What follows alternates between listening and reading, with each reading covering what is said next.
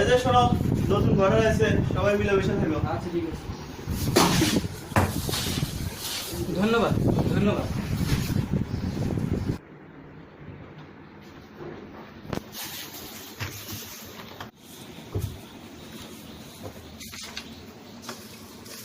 খনিজ লবণ পরিশোধনের প্রভাব সমূহ।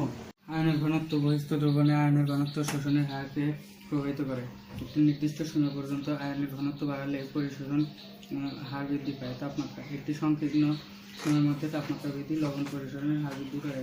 এর সীমা থেকে নিম্ন তাপমাত্রা নাম কি মেয়ে? তালহা। ধন্যবাদ ধন্যবাদ।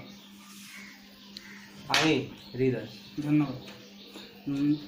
এর সংকীর্ণ সীমার মধ্যে তাপমাত্রা বৃদ্ধি লবণ পরিশোধনের হার বৃদ্ধি করে। এর সীমা থেকে পরিশোধন প্রক্রিয়ার প্রভাব ফেলে প্রস্তুবান্তে খোলা বন্ধ হওয়া এবং প্রস্তুবানের এই এদিকে কিছু বললেন। নতুন আইসো, সালাম টালাম কিছু বেশি না, সরাসরি পড়তে হয়ে গেছো।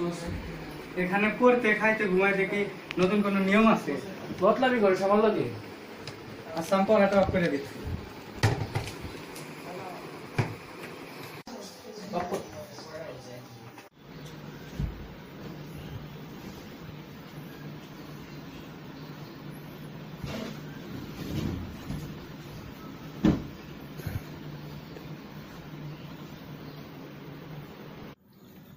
বেটা আবার তুই আবার মাছ খাস কে? গলায় কাটা লাগবে না?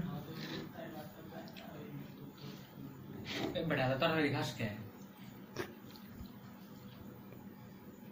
হৃদয় বাড়িতে ট্রেনের টিকিট ছাড়ছে, বাড়িতে যাবো না। আমি তো টিকিট কেটে ফেলছি।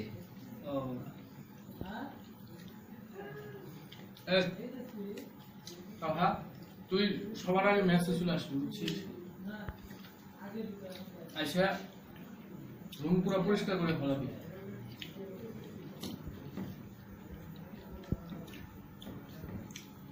আজকে যেন দেরি না হয়।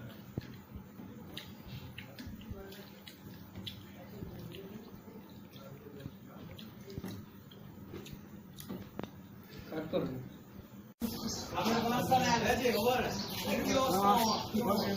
সাবধানে যাও মামা। কি অবস্থা মামা? বিহিত করো। সাবধানে যাও মামা।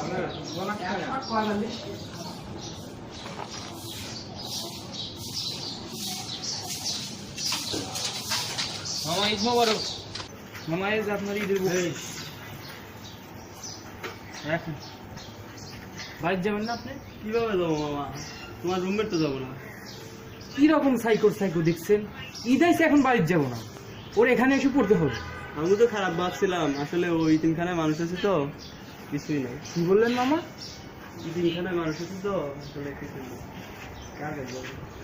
আচ্ছা আচ্ছা মামা থাকো, ভালো হয়েছে দেখেন না যাবে। ভাই ঠিক আছে।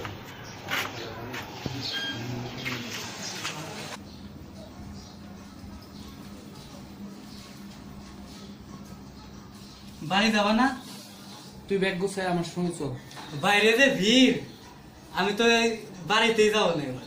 না গেলে আমার সাথে কথা বলবো, তোর লাইন আছে। আসসালামু আলাইকুম। ওয়ালাইকুম আসসালাম। ব্যাগটা গুছায় তাড়াতাড়ি বাড়িতে চলে আসো।